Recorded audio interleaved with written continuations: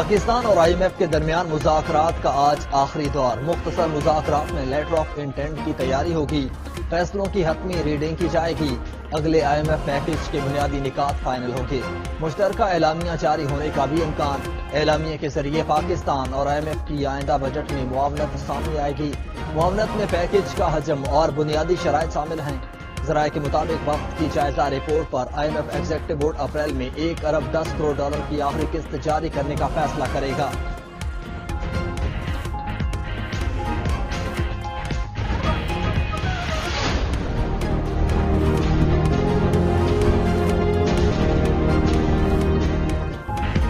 Gas کے بعد بجلی کی قیمت مزید بڑھانے کی درخواست آ گئی۔ صارفین پر 1 ماہ کے لیے 40 ارب کا اضافی بوجھ ڈالنے کی تیاری۔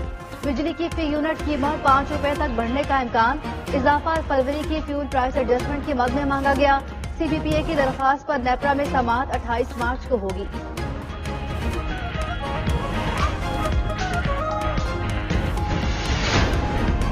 ملک کی معیشت کے لیے پاور سیکٹر کا گردشی قرضہ بڑا چیلنج بن گیا۔ قرضہ کم ہونے کے بجائے بڑھتے ہوئے 3000 ارب سے تجاوز کر گیا۔ وزیر توانائی کی زیر صدارت اجلاس میں انکشاف۔ اویس لغاری نے کہا پاور سیکٹر کا گردشی قرض سالانہ بنیادوں پر 700 سے 800 ارب بڑھ رہا ہے۔ اس بوجھ کو روکنے کے لیے ہر ممکن اقدامات کیے جائیں گے۔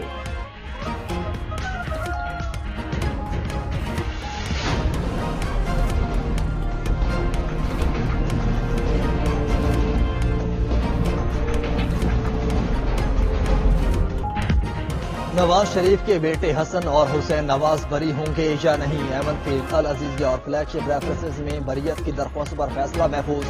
احتساب عدالت اسلام آباد کے جج ناصر جاوید دوپہر 2 بجے فیصلہ سنائیں گے۔ وکیل نے دلائل میں کہا ریفرنس میں نواز شریف اور مریم نواز نیب ریفرنسز سے بری ہو چکی۔ نیب نے بریت کے فیصلے کے خلاف اپیل بھی نہیں کی۔ مرکزی ملزم بری ہو گئے تو معاونت کے الزام میں کیس چل ہی نہیں سکتا۔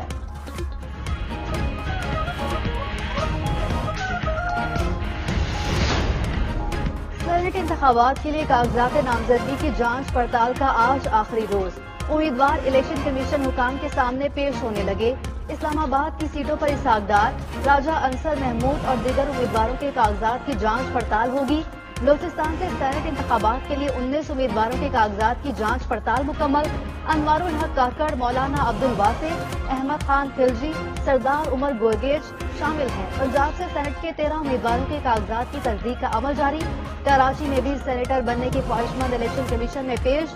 فیصل وابڈا سمیت 2 امیدواروں کے کاغذات پر اعتراض ختم۔ ادھر پی ٹی آئی کے امیدوار فیصل جاوید کے کاغذات نامزدگی چیلنج۔ 2 کنال اراضی ظاہر نہ کرنے پر نااہل قرار دینے کی استدعا۔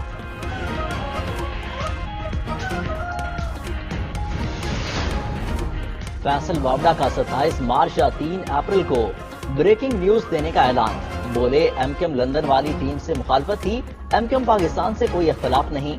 مزید کہا انقلاب ووٹوں سے اور پرامن احتجاج سے آتا ہے۔ انقلاب لانے کا یہ طریقہ نہیں کہ ملکی سالمیت کو آگ لگا دیں۔ بانی پی ٹی آئی مزید شکنجوں میں پھنستے ہوئے نظر آ رہے ہیں۔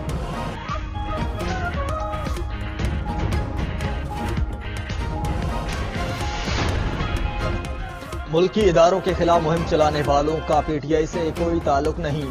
آئی ایم ایف کے باہر احتجاج بھی پی ٹی آئی نے نہیں کیا۔ زین قریشی کی میڈیا سے گفتگو۔ ملک کی معاشی صورتحال کے پیش نظر حکومت کا آئی ایم ایف کے پاس جانا درست قرار دے دیا۔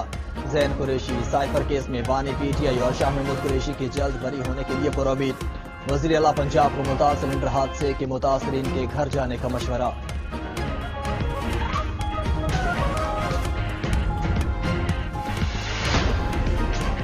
شاہد خاقان عباسی کا ایک بار پھر نیب ختم کرنے کا مطالبہ۔ بولے نیب میں پیشیوں کا 5واں سال شروع ہو گیا۔ صدر اور وزیر اعظم نیب کی جیلیں کافی عرصے بھگت چکے۔ تمام وزیر اعلیٰ بھی نیب کیسز میں شامل تفتیش ہو چکے ہیں۔ یہ تماشا اب بند ہونا چاہیے۔ حکومت کی ذمہ داری ہے نیب کے قوانین واپس لے۔ سابق وزیر اعظم نے مریم نواز کے وزیر اعلیٰ پنجاب بننے کے سوال پر کوئی جواب نہ دیا۔ شاہد خاقان کی این جی ریفرنس میں احتساب عدالت پیشی سماعت بغیر کارروائی 23 اپریل تک ملتوی۔ نون لیگ کے قائد نواز شریف رمضان کے آخری عشرے میں عمرہ ادا کریں گے۔ نواز شریف کا سعودی عرب کے بعد لندن جانے کا بھی امکان۔ حسن نواز، حسین نواز اور وزیر اعلیٰ پنجاب مریم نواز کا بھی لندن جانے کا امکان۔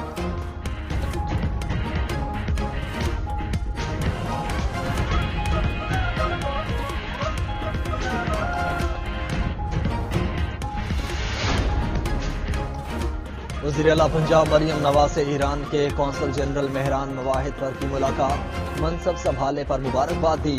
मुलाकात में दो तरफा ताल्लुकात के फरोग और बाहमी ताउन बढ़ाने का तबादला ख्याल, एक्सपोर्ट बढ़ाने, सकाफती वफूद के तबादले पर इत्तेफाक।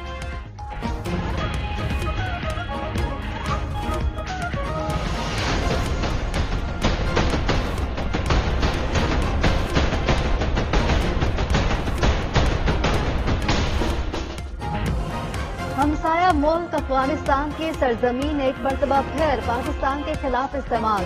पाकिस्तान ने शुमाली वजीरिस्तान हमले का जवाब दे दिया। दहशतगर्दों के खिलाफ खुफिया इत्तला पर अफगानिस्तान के अंदर कार्रवाइयां। कलअदम टीटीपी के दहशतगर्दों के ठिकानों को निशाना बनाया, 8 दहशतगर्द हलाक। तर्जुमान दफ्तर खारजा की तस्दीक, कहा कार्रवाई अफगानिस्तान के अंदर सरहदी इलाकों में खुफिया इत्तला पर की गई। हदफ हाफिज गुल बहादुर ग्रुप के दहशतगर्द थे। ग्रुप कलअदम टीटीपी के साथ मिलकर पाकिस्तान के अंदर मुतादिद दहशतगर्द हमलों का जिम्मेदार है। पाक अफगान ताल्लुकात सबूतात करने वाले दहशतगर्दों को रोकने के लिए काम जारी रहेगा। तर्जुमान दफ्तर खारजा का दो टोक पैगाम, सरहद पार हमले से पाक फौज के आला अफसरों समेत 7 जवानों ने जान में शहादत नोश किया था। अमेरिका का अफगानिस्तान से पाकिस्तानी सरजमीन पर दहशतगर्द हमले पर जानी नुकसान पर